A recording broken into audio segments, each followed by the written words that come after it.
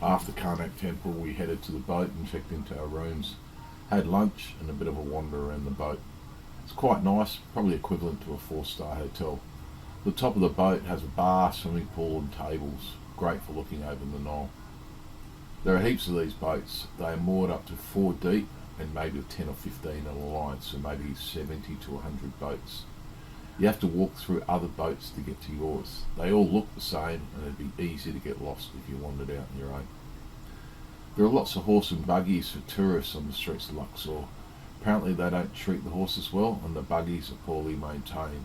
Adham, our guide, has told us that there have been instances of serious injuries or deaths of tourists on these things, so Tripadil will not use them. We can see Luxor Temple just across the road from where we are moored. We headed over there later in the afternoon. This is another iconic temple that you would have seen on photos of Egypt. So here we are, Luxor Temple. Wow. So remember in the morning, driving outside here, we said, here it is, sits in the middle of the city. So this is why this is the name now, Luxor Temple. Just sitting in the middle of Luxor Temple. So the ancient name is Edet Resut. Edet Resut. Edet Resut means the southern palace or house of women, the harem. Right. So are you leading us here? Girls power. So why they call it this? And then why they came only 3 kilometers from Karnak? Karnak is the biggest, the main temple of Amun-Ra. Why they just came 3 kilometers south from Karnak? Started another one for the same purpose. Because this temple is built and dedicated for the worshiping of Amun-Ra. So, 2 questions here. Why he came south from Karnak, started this, and the name, where it came from. So the first one is why they started this temple. The one who started, as usual, from inside out, so the older constructions is still deep inside, is King Amenhotep III. Amenhotep III. So, in ancient Egypt, to rule, you must be a pure royal blood king. So what if you are not? Like Amenhotep III. His father is his father is royal, but his mother is not. So what do you do in this case? Do you lose the throne of Egypt? It means that the throne of Egypt is going to leave this bloodline to a different bloodline. No, not acceptable. So they came with this story, this, let's say, agreement that they made with the priests. And for this sake, this is why they came here and built this.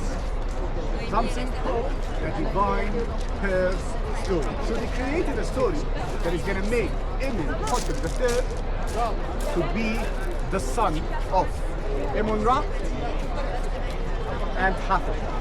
So now he is the son of the gods, not the kings. He's not royal, he's divine. It's a higher rank. He's above reality, I'm divine. So he'll get the right to rule. So they came here, they started this, they built a room to carve this room with some scenes that shows the human mother of King Amenhotep III while she's being taken to the sky to Amun-Ra to give her the divine child. When she comes down, you see her pregnant, carrying the divine child Amenhotep. When she comes back down to earth, the one that looked after the baby, the one that raised the baby is Hathor. So this is going to make Amenhotep the son of Amun-Ra and Hathor. Now he can rule. So this is the story that we get to the public. But under the table, the meaning of this story is a new temple, more taxes, more rain for the land that the temple is going to own, more offerings. So it's as easy as fill the buckets of the priests to help you to control the public. So this is what's behind the scene. But the story, the mythology, the story that we get is this one, the divine person. So this is the reason why he came here, far from Karnak, started another one to give the divine curse room for the king Imhotep. Then came after Imhotep III, Queen Hatshepsut added some more constructions. City the first, the father of Ramses II added more, and then Ramses II also came.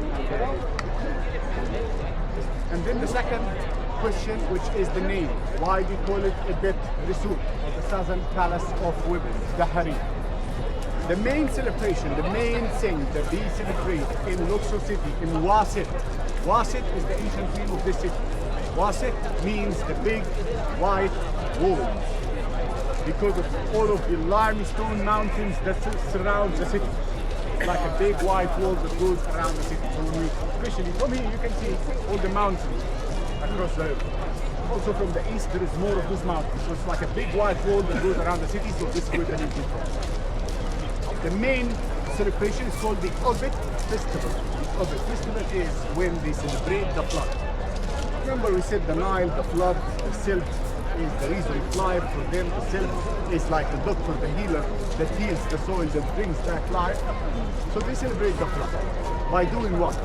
Traveling from Karnak Temple with the boats, remember the boats we explained of the triad, through the Nile to come to this temple to start a big celebration of 27 days celebrating the flood time. What really happens during this time? Close.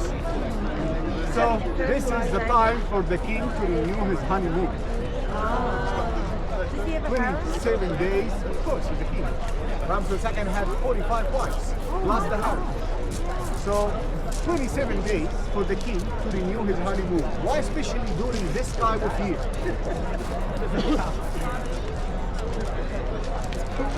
Moons were all aligned or something? It's no cooler actually, because when we get the flood here Yeah. in Egypt, we get it in the summertime.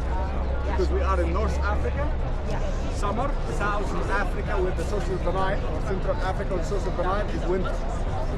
So over there is the rainy season, winter time. We receive the flood here about in August. So he has to get them pregnant at this time? Because fertile time. Yes, because when the flood comes, it brings the silt, fertilizes the soil. This is the most fertile time all year long. So it is the best time for the king to renew his honeymoon. It's not Trying to have a as- baby? Yeah, it's trying to know. it's just a ceremony. It's just like a. You're not royal, sorry? Push No, McClintock. it's not. Not royal. Not all of them. No, not. So many of the babies, so many of the sons was not royal. Like for example, Ramses II had 112 boy and a girl.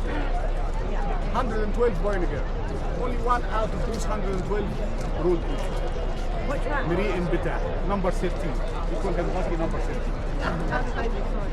Number Miri 13. is 13. So, and he was about 60-ish years old when he ruled.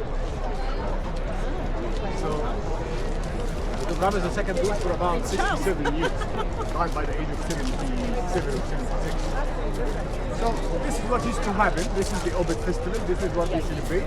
After it finishes, after it ends, we start to walk back to Karnak Temple using the Sphinx Avenue. Here is the beginning of the Sphinx Avenue here from Luxor Temple, 3 kilometers. A road based out of sandstone, decorated with sphinxes to the right and to the left. About 1,240 sphinxes. Till the year 2009, you see the wall after behind the Sphinx. Over there, you see it? So, till 2009, this is how many sphinxes was there. The rest, behind this wall, all the way to Karnak, was kept under the ground. Was this one? No, not this. This was partly kept. But the Sphinx Avenue was, till the year 2009, was almost completely under the ground, except for the first few statues. The rest were completely under the ground. 2009 they started, and then it was paused, the project, because of the revolution and so many things that happened. 2021 was the big opening, was a big ceremony to open the Sphinx Avenue. This is when they knocked down, as we said in the morning, all the buildings between the two temples to excavate. Then now looking at the facade of the temple that was built by King Ramesses II. By King Ramesses II. So all the statues that you are looking at is Ramesses II. So we have 2 standing statues in each side and 2 seated statues in the middle. There's another seated statue behind this office. This temple was partly covered under the ground. So the river is just across the street from here. And this temple was partly covered underground to the shoulders of the statues. The shoulders of the statues. If you look over there, 1862, there is some pictures. You can see maybe over the shoulders of the statue is ground level. I was lucky. So, yeah, partly covered under the ground. So this was ground level. After the mud brick walls built it down from flood after flood, and the silt also from the flood. So when they excavated the temple, the only statues that was still standing as we see them now is the one far to the right and the still seated statues. The rest of the standing statues was broken into pieces and we found them through the excavation. Until the year 2009, the 3 standing statues that have been used for good food and the one in the middle was lying down here broken into pieces. They only did this restoration less than 4 years ago. They did a good job, but they did a big mistake.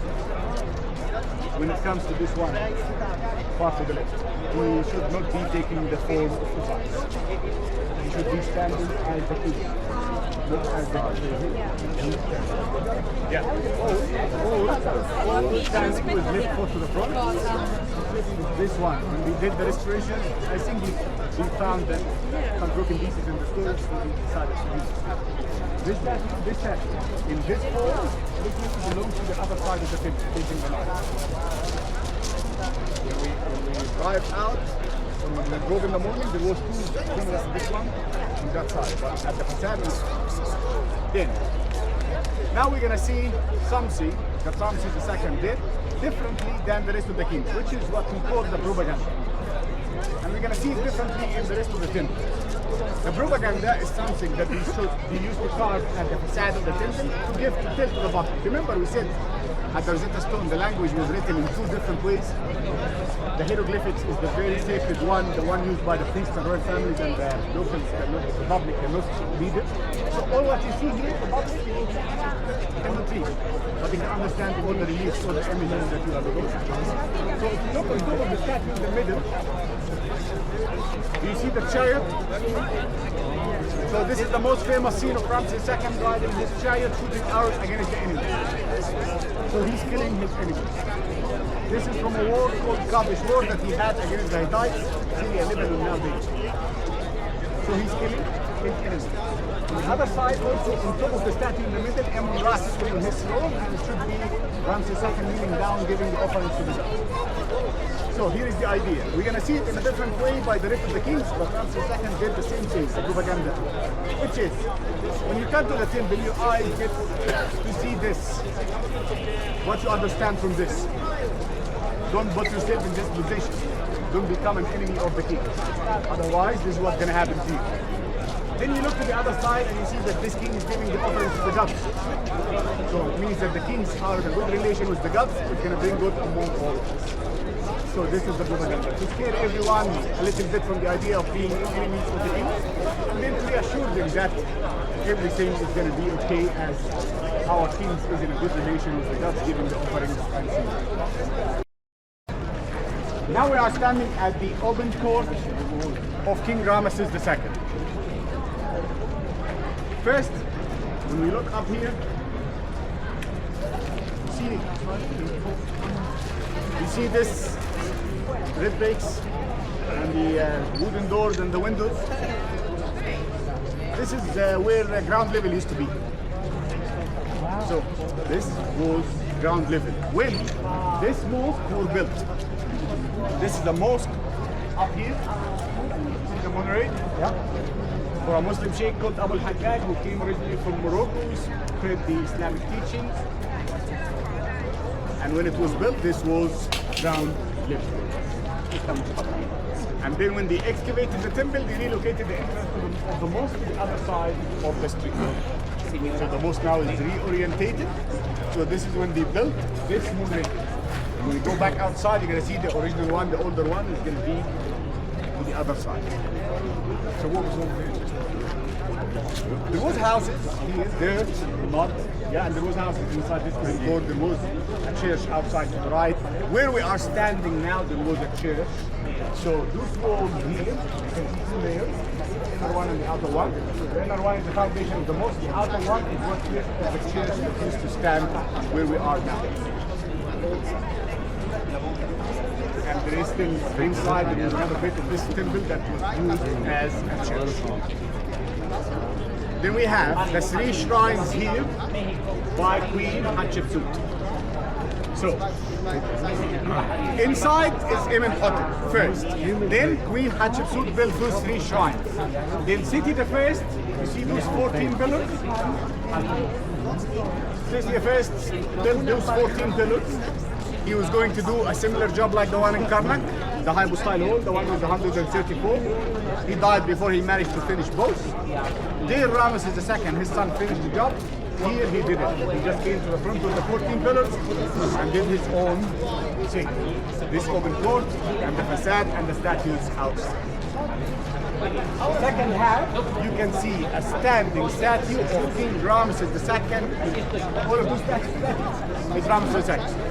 Seated statues is Ramesses II. So all of them is Ramesses II. Since he was 12, see him over there, how young he is? So Ramesses II, when he was 12, his father, Seti the First, sent him on top of a war expedition to the south to secure the borders against the Nubians. And he came back with victory. So he had become a general when he was 12 years old. This is the 12-year-old general Ramesses II. So outside to the front of the temple, we've seen one obelisk out of two originally. Out of two originally. Here is one. The second one from here is the one in France, in Paris. And this is the only one that was a gift. The rest of the obelisks that were taken from Egypt was taken while Egypt, British colony, Roman Empire, things like that. When Muhammad Ali built the mosque in Cairo, the king of France sent him a big cloak as a gift to the mosque. In return, Muhammad Ali sent him this cloak. And the cloak didn't work since day one. You want it back?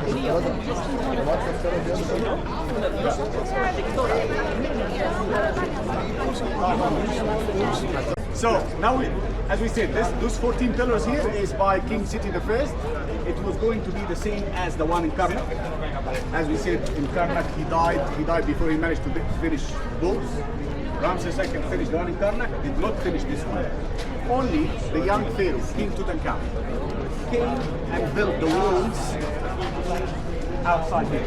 This one and this one. And decorated those walls with scenes of the Obit festival. The journey traveling from Karnak Temple to Luxor Temple from north to south used to decorate this wall.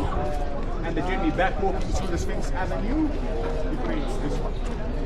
There. Those statues here to the right, made out of alabaster, is statues of the big one is the king of the gods, Amun-Ra. Then King Tutankhamun, the young pharaoh, with his royal mother, Queen Nefertiti, sits beside him.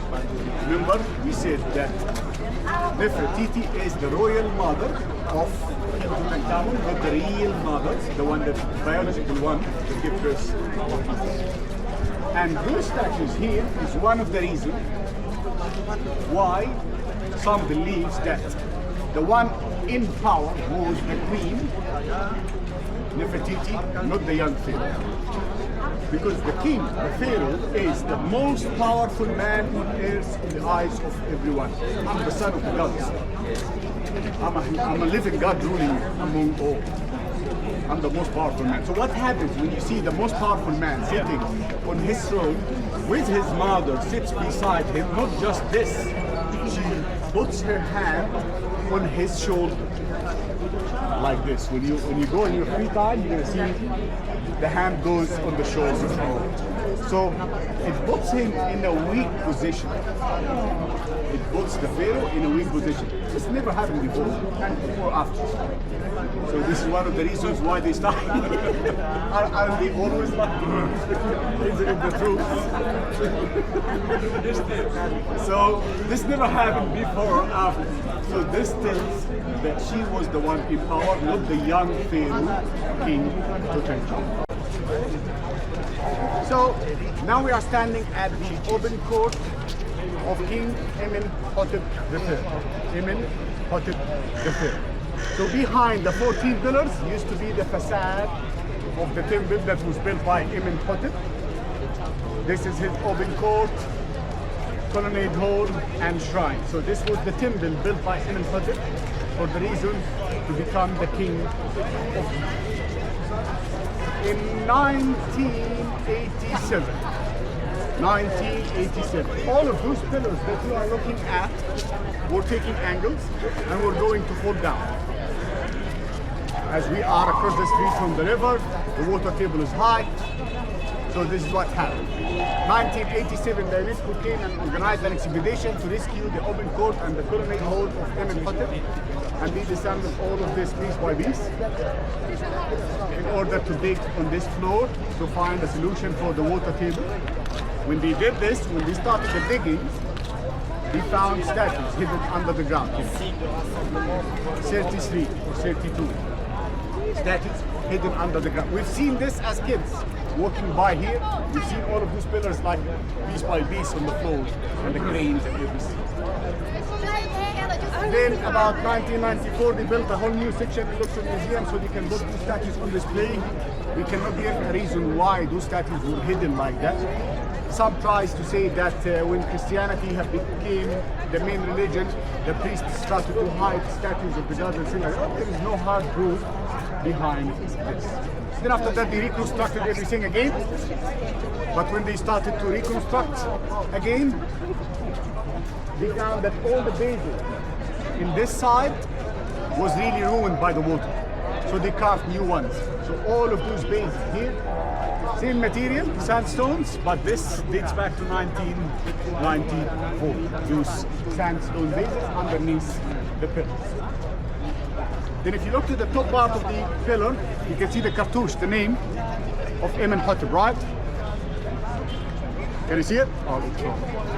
At the capital of each column, you can see the cartouche of King Amenhotep, and you can see that it is partly chiseled out. This is by King Seti I, the father of Ramses II. So Seti I, obviously for him, the divine birth story was no. He didn't accept the divine birth story. He believed that this king did not have the right to rule Egypt. Seti I built his funeral temple in Abydos in Middle Egypt. Abydos is the most sacred place in Egypt, in ancient Egypt for the ancient Egyptians. It's like, let's say, Mecca for Islam nowadays, or the Vatican for Christianity. This is how sacred is Abydos, because of the tomb of Osiris.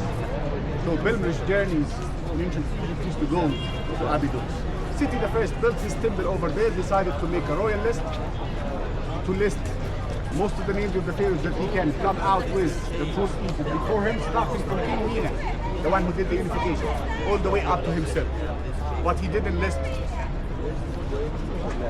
Amenhotep III because he did not have the right to rule Egypt, and this is why he chiseled part of his name, so no one can know this king, no one can remember this king, and trying to erase the name means trying to make sure that he is not going to have an afterlife. Remember we said that this is how important is the cartouche, like Ignatius, when he lost his cartouche, this is what also Seti I was trying to do. Ramses II did the same thing, he made a royal list also. Seti I royal list is about 72 names, Ramses II is about 93 names, and he didn't. We are standing now before, when Amenhotep built the temple, what was here is only this wall and the one over there. The ancient Egyptians never built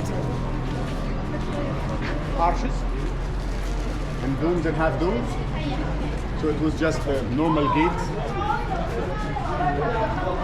So it was a waiting hall first when Amenhotep III built the temple.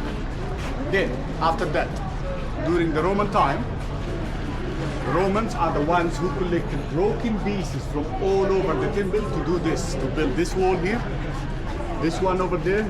You can you see the upside down foot? Over there?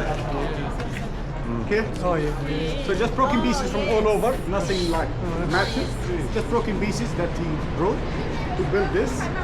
And then we made this and sealed the entrance to the shrines. Sealed the entrance to the shrines. The inner part, as you can see, high walls, all the roofs used to be made out of sandstone, so it was well secured, so it was used as a prison, as a jail. The inner part of the temple. And this was the Roman chapel. This was the Roman chapel. So this is before Rome took Christianity as a religion. Whenever they captured the Christians, they kept them as prisoners inside. Till the emperor comes, they bring them to the emperor to get one of two choices, convert or be beheaded. Then Rome took Christianity as a religion. Christianity had become the main religion. This is when they blasted the walls. You see the blasted the walls? They blasted the walls to hide all of the hieroglyphics and transformed this into a church. And there is some. Yeah, and here and in here too. And there's some mosaic down there. So it was a waiting hall, then a Roman chapel, then a church. Then Muhammad Ali came and did some damage, and just you see the upside down foot to the left from the upside down foot. There is a hole in the wall. This is where Muhammad Ali used to tie his horse. So he made this just. You can put your hand on the This way, please. The agreement was made that he's going to start restorations to new temples. He's going to build new temples to satisfy the priests to help him to control back the public. And this is what he did here. So the room in the middle is Alexander the Great. The big one is Amenhotep III, the original one by Amenhotep. So he made a copy of the divine birth story. He made a divine birth story for himself to become the son of the gods. So this is why Alexander the Great was the only foreign ruler that never been treated as a foreign ruler, as he is the son of the Egyptian gods. If you look up there, you can see some colors, which is about 3,500 years old.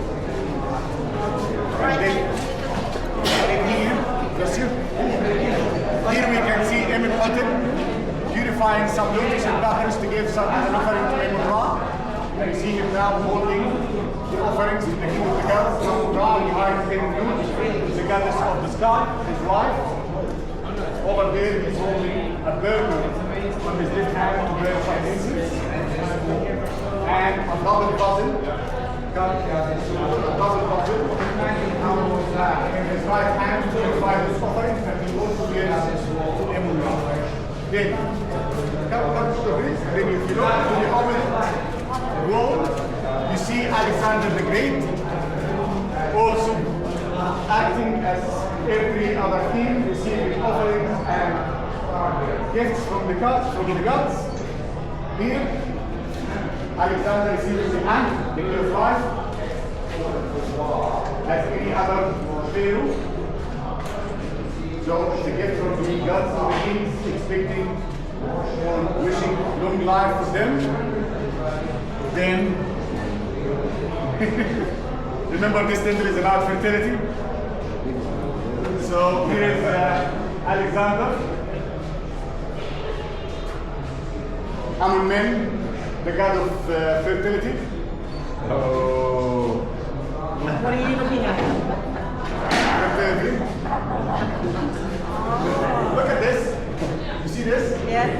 Oh! He's receiving some sperm from Amun-Men, the god of fertility, to be fertile enough in his honeymoon. I'm going to tell you a secret. So many can tell you that this was the first Viagra in the history. But I'm telling you the truth, this was the first hand job from Alexander. But there is. You're welcome. Viagra. one here. Again was the god of fertility, but this time, look at this. What is this?